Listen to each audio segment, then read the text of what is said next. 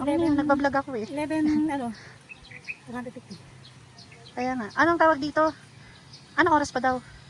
Aba, iti-text ako niyan. Halika na, naiihi na ako.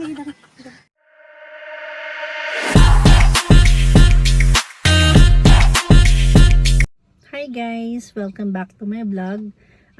Today is kumuha kami ng egg dito sa kinukuhanan ni mama na farm. Nagbebenta kasi si mama ng mga eggs. So, maulan ngayon guys, pero wala. Kailangan namin kumuha ng stocks kasi marami ng customer niya yung naghahanap ng itlog.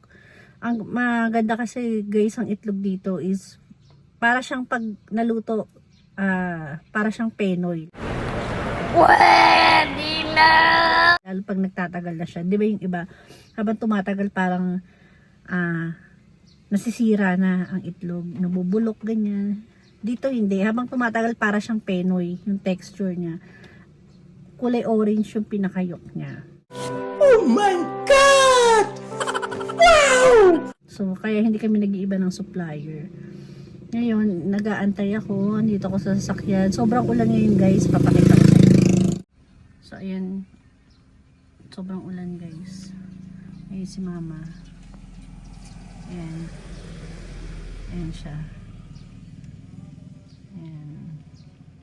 Nag-aabang siya. Natawagin yung pangalan niya. So, ayan guys. Sobrang ganda dito sa kinukuhanan namin. Kasi very nature siya. Mapuno, ganyan. So, ayan na nga guys. Siguro guys, may bagyo, no? Kasi, ayan, kita nyo naman.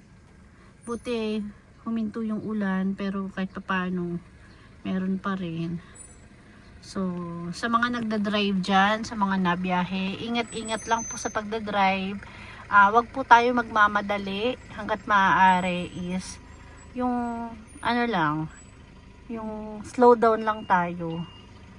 Kahit anong mangyari guys, makakarating tayo sa pupuntahan natin nang hindi tayo nagmamadali. Para iwas aksidente na rin. Lalo ngayong panahon na maulan, yan, lagi po tayo mag-iingat. So, update ko kayo guys mamaya kapag pipick upin na namin yung egg. Kasi nakapila pa kami dun sa kukuhanan. Ayan. Nakikita nyo ba? By number kasi dito guys eh. Pang number 21 kami eh. Kakaserve lang ata kanina. Before kami mag-coffee ni mama, hindi pa nag-start magtawag. So, hindi ko lang alam, hindi ko lang sure kung ano oras, kung ano oras sila nag-start magtawag. Ayan siya, oh. Ayan siya. Nag-aabang siya, guys. Ganyan yan, guys. Ang tiyaga niyang mag-abang ng ganyan. Minsan, guys, alam nyo, minsan, inaabot kami ng hapon dito, grabe. Dadating kami guys ng 6 AM tapos nare-release yung egg minsan 3 PM na, 4 PM na, as in pasara na talaga yung farm. Ayan, ganyan siya guys, mag-aabang siya ng ganyan. Hindi kami guys nag-iiba ng supplier kasi very quality yung mga eggs dito. Never pa may nagsoli sa amin, ganyan. May ultimong mga Koreano, Japanese, dito pa talaga sila nakuha. Eh meron kaming customer na Korean, paborito niya yung egg ni mama. Itinitid ang egg. Yan guys. As you can see, ganyan ang panahon dito. So yun na nga guys, dinala na ni mama yung mga egg trays doon. Yan guys, binaba na ni mama yung mga egg trays. So pang 8 pa lang yung binibigyan ng eggs dito, pang 21 pa kami. So lalabas muna kami uli kasi Diyos ko, mamaya pa kami. Yan. Yan guys, kabababa lang.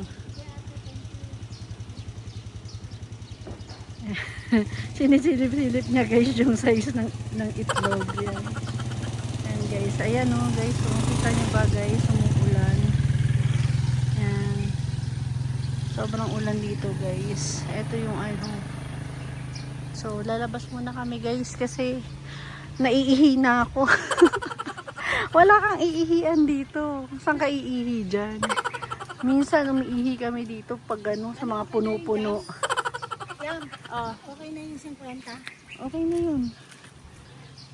Okay na yun. Nagbablog ako eh. 11, ano, 250. Kaya nga. Anong tawag dito? Anong oras pa daw? Abay, iti-text ako niyan. Halika na, naiihi na ako. Ay, So, andito kami ngayon ni Mama sa Hacienda. Ayan. Ayan si Mama. Natingin siya. Dito siya sa Peak Outlet. Ayan. A few moments later.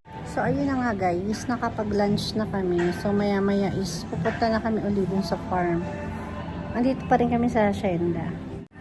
Ayan guys. Medyo naambun-ambun pa. Paupo muna kami guys. So, mamaya update ko na lang kayo guys kapag nakuha na namin yung aming order. So, yun na nga guys. Nakauwi na kami galing sa farm. So, lahat, hindi naman pala lahat. Yung ibang itlog na order kay Mama na i-deliver na namin sa mga dapat pag-deliveran. Hindi ko na guys na videohan yung pag-pick up namin ng itlog hanggang sa pag-deliver kasi nalobat ako. Wala akong dalang charger. So, kaya hindi ko na siya na videohan. Pero may iba pang itlog guys na nandito. Bale, i-deliver na lang or pipick upin na lang siguro nung umorder na malapit lang dito sa amin. So, yun lang guys. Thank you guys for watching my vlog for today. And don't forget guys to subscribe, like, and share my videos.